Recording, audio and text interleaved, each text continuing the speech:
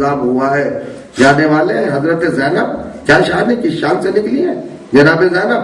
آپ نے دیکھا ہے، روایت پہ پڑھا ہوگا، سنا ہوگا، ذاکرین نے بتایا ہوگا کتنا اہتمام، کتنی احتیاط اور کتنے انتظامات تھے. جب جناب زینب سوار ہو رہی تھی تو دو زانو جھکے ہوئے تھے، ایک زانو عباس جھکائے ہوئے تھے، ایک زانو علی اکبر جھکائے ہوئے تھے. عباس کہہ رہے تھے شہزادی یہ قدم اس زانو پر رکھ کے سوار ہوئی ہے، اور ایک طرف جناب علی اکبر کہتے تھے پھوپھی اماں دوسرا قدم اس زانو پہ رکھی. کس اہتمام سے زینب سوار ہو رہی تھی.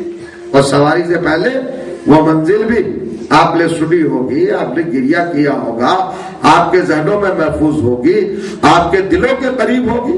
ذرا دیکھیں اور محسوس کریں کہ جب حسین جا رہے ہیں تو جناب زینب امام حسین سے تھوڑی دیر کے لیے جدا ہو کر آئی ہیں اپنے گھر پر.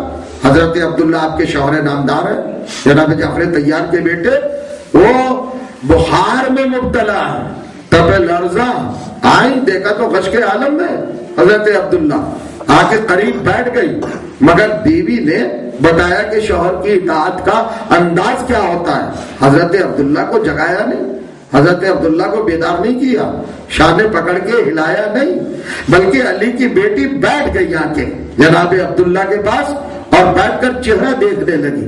اور جب چہرہ دیکھ رہی ہے تو نہ جانے کیا خیال آیا کہ آنکھیں ابل پڑی، آنکھوں میں آنسو آئے، اور گرم گرم آنسو جب حضرت عبداللہ کے چہرے پر گرے تو گھبرا کے آنکھ کھولی. اب دیکھا تو زینب بیٹھی ہے، بیٹھ گئے اور کہا علی کی بیٹی میرے ہوتے ہوئے آپ رو رہی ہیں، رونے کا سبب کیا ہے؟ جناب زینب نے ایک جملہ کہا عبداللہ آپ کو تو معلوم ہے میرا بھائی، میری روح، میرا حسین آج مدینہ چھوڑ رہا ہے، آج اماں کا گھر ویران ہو رہا ہے، آج رسول کا روزہ تاراج ہو رہا ہے، حسین جا رہے مدینہ چھوڑ کر. کبھی کیا بات ہے نبی زادی، کہا میرے شوہر ہے، میرے بابا نے آپ کے حوالہ عقد میں مجھے دیا ہے، میں آپ کی زوجہ ہوں، اور شریعت اسلامی میں زوجہ پر شوہر کی اطاعت لازم ہے. دیکھیے عبداللہ میں آپ سے ایک سوال کرنے آئی ہوں، زندگی میں کبھی سوال نہیں کیا، مگر شہزادے ایک بات سمجھ لیجئے میں آپ کی بیوی ہوں، اگر آپ مجھے روک دیں گے تو اطاعت واجب ہوگا کہ میں رک جاؤں. غور کریں، کبھی بھی بتائیے تو صحیح. کبھی سن لیجئے عبداللہ، لیکن اگر آپ نے انکار کر دیا تو ٹھیک ہے مجھ پر واجب ہوگا رکنا، مگر ایک خیال کرنا عبداللہ ادھر بھائی کا قافلہ جائے گا، ادھر زینب کی روح جائے گی.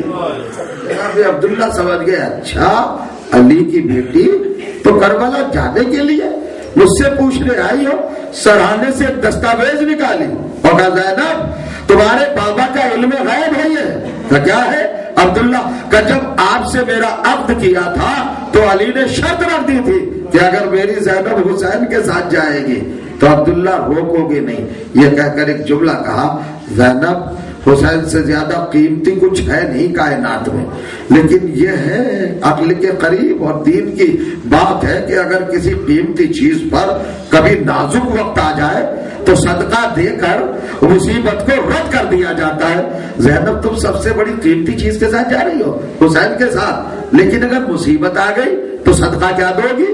تو جناب زینب خاموش ہو گئے. عبداللہ نے ایک مطلب کہا دونوں بیٹوں کو لے جاؤ، ایک کو اپنی طرف سے صدقہ کرنا، ایک کو میری طرف سے صدقہ کرنا، یہ ہے منزل. حضرت زینب چلی، کیا عالم ہے خدا کی قسم ہے. جب حسین چلنے لگے سیدانیہ بیٹھ گئی تو ایک مرتبہ عروہ غفاری دوڑے ہوئے آئے اور کہا مولا خواتین بنی ہاشم کہہ رہی ہیں کہ آپ اپنے ذوالجناح پہ بیٹھنے سے پہلے ہمارے درمیان سے نکل جائیں تاکہ ہم آپ کی زیارت کر لیں.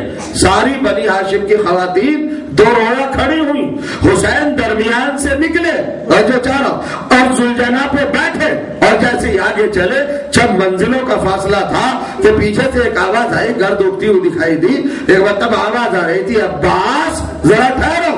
حسین کے کانوں تک آواز آئی عباس دیکھو تو صحیح کس کی آواز آ رہی ہے، ذرا مڑ کے دیکھو. اب جو گرد چھٹی اور عباس کی نظر پڑی تو کانپتے ہوئے حضرت نے امام کی بارگاہ میں کہا مولا میری ماں ام البنین آ رہی ہے. کہا عباس جاؤ ماں آ رہی ہے، بڑھو آگے پوچھو کیا کہہ رہی ہے.